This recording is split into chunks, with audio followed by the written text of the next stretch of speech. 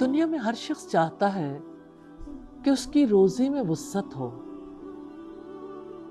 جو اللہ تعالیٰ پر یقین رکھتا ہے وہ حلال روزی کمانا چاہتا ہے، حلال اور طیب روزی میں وسعت چاہتا ہے۔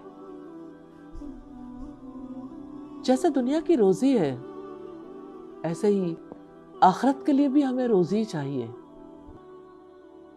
اور آخرت کا رزق مقبول اعمال ہے۔ ام المومنین سیدہ ام سلمہ کہتی ہیں کہ نبی صلی اللہ علیہ وسلم جب فجر کا سلام پھیرتے تو یہ دعا کرتے تھے، اللہم انی اسألک علما نافعا ورزقا طیبا وعملا متقبلا۔ اے اللہ، میں تجھ سے نفع مند علم، پاکیزہ روزی اور مقبول عمل کا سوال کرتا ہوں۔ نفع مند علم، پاکیزہ رزق اور مقبول عمل کے لیے اپنے رب سے دعا کر لیجئے۔